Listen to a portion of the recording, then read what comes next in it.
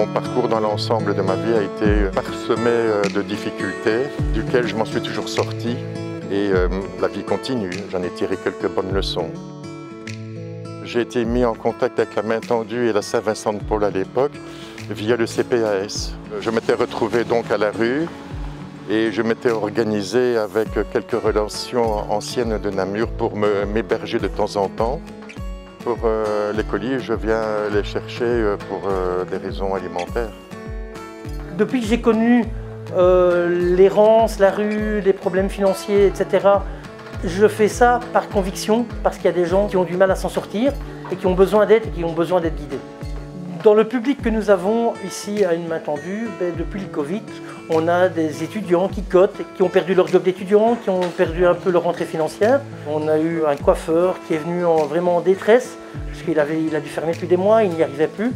Et alors, des personnes en chômage économique qui n'arrivent plus à boucler les fins de mois. Et c'est une nouvelle population que nous avons dans la file d'attente avant de reprendre leur colis. Grâce à la Fondation Roi-Baudouin, nous avons eu 10 000 € de subsides qui sont arrivés vraiment un petit miracle. Et grâce à ça, nous avons pu continuer à survivre par rapport aux colis alimentaires. Et ensuite, il y avait des services qui étaient totalement fermés. Et grâce également à cette somme que nous avons reçue de la Fondation Roi-Baudouin, nous avons pu ouvrir le dimanche. Il y a un succès par rapport à cette ouverture, parce qu'à Namur, il n'y a pas grand-chose d'ouvert le week-end. Donc nous avons décidé également de continuer cette expérience d'ouvrir le dimanche dans le futur, même après le Covid. Une Main Tendue, pour moi c'est mon 3e bébé. Voilà, puisque Gérard l'a créé avant son décès. Je prends soin de ses 2 premières filles, donc je prends soin de son 3e bébé qui est Une Main Tendue. Alors les colis alimentaires, on a toujours les bases donc, qui sont fournis par le FEAD. Donc on a le lait, des pâtes, du riz, des conserves.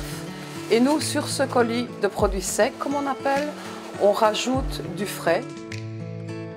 Tous les matins, on fait les invendus des magasins que l'équipe de bénévoles retrie. Et quand les personnes viennent rechercher les colis, on met des fruits, des légumes, du fromage, la charcuterie, des yaourts, des congelés quand on en a. On demande une participation de 2,50 €. Mais si on fait le calcul en frais réels, je vais dire, ça revient entre 70 et 80 € dans un magasin. Nous faisons aussi des repas chauds. On demande une participation de 2 €. Ils ont le potage, plat consistant, une boisson et le dessert.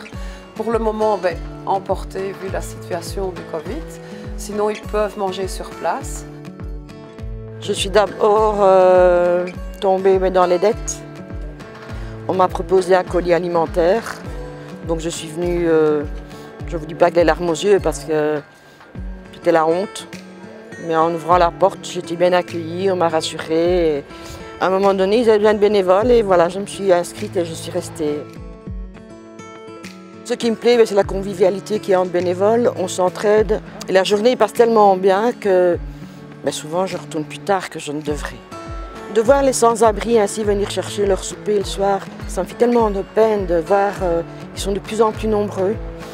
Si je peux aider à faire un petit peu du baume au cœur aux autres, c'est sympa.